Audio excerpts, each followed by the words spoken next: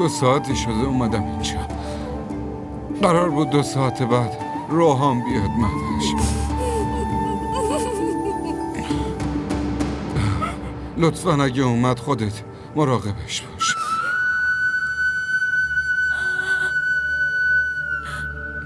نذار بیشتر از این دلش بشکنه.